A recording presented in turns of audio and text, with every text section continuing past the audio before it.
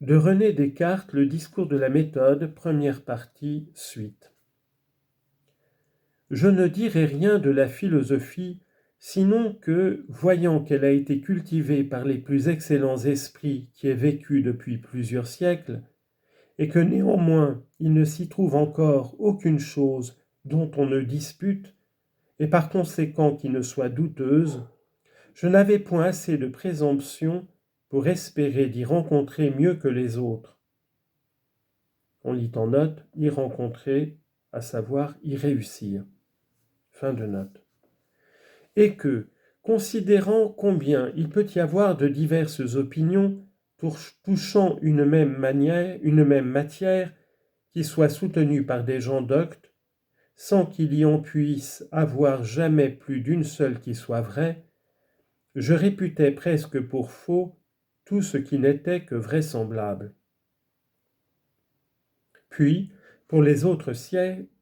sciences, d'autant qu'elles empruntent leurs principes de la philosophie, je jugeais qu'on ne pouvait avoir rien bâti qui fût solide sur des fondements si peu fermes. Et ni l'honneur ni le gain qu'elles promettent n'étaient suffisants pour me convier à les apprendre, car je ne me sentais point, grâce à Dieu, de condition qui m'obligeât à faire un métier de la science pour le soulagement de ma fortune, et quoique je ne fisse pas profession de mépriser la gloire en cynique, je faisais néanmoins fort peu d'état de celle que je n'espérais point pouvoir acquérir qu'à faux titre. Et enfin, pour les mauvaises doctrines, je pensais déjà connaître assez ce qu'elles valaient pour n'être plus sujet à être trompé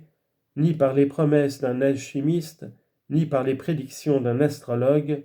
ni par les impostures d'un magicien, ni par les artifices ou la vanterie d'aucun de ceux qui font profession de savoir plus qu'ils ne savent. C'est pourquoi, sitôt que l'âge me permit de sortir de la suggestion de mes précepteurs, je quittai entièrement l'étude des lettres, et me résolvant de ne chercher plus d'autres sciences que celles qui se pourraient trouver en moi-même, ou bien dans le grand livre du monde, j'employai le reste de ma jeunesse à voyager, à voir des cours et des armées, à fréquenter des gens de diverses humeurs et conditions, à recueillir diverses expériences, à m'éprouver moi-même dans les rencontres que la fortune me proposait. On lit en note le récit d'une rencontre tiré d'un recueil de jeunesse intitulé Experimenta ou Expérience,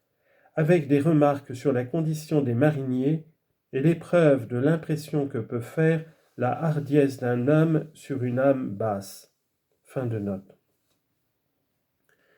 Et partout à faire telle réflexion sur les choses qui se présentaient, que j'en pusse tirer quelque profit.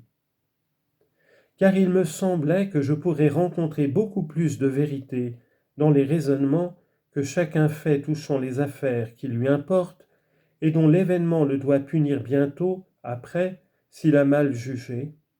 que dans ceux que fait un homme de lettres dans son cabinet, touchant des spéculations qui ne produisent aucun effet, et qui ne lui sont d'autres conséquences, sinon que peut-être il en tirera d'autant plus de vanité qu'elles seront plus éloignées du sens commun, à cause qu'il aura dû employer d'autant plus d'esprit et d'artifice à tâcher de les rendre vraisemblables. Et j'avais toujours un extrême désir d'apprendre à distinguer le vrai d'avec le faux, pour voir clair en mes actions, et marcher avec assurance en cette vie. Il est vrai que pendant que je ne faisais que considérer les mœurs des autres hommes, je n'y trouvais guère de quoi m'assurer, et que j'y remarquais quasi autant de diversité que j'avais fait auparavant entre les opinions des philosophes. En sorte que le plus grand profit que j'en retirais était que,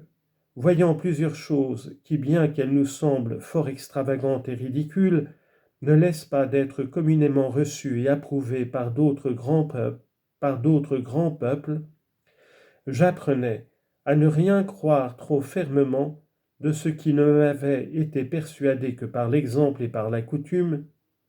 et ainsi je me délivrai peu à peu de beaucoup d'erreurs qui peuvent offusquer notre lumière naturelle. On lit en note.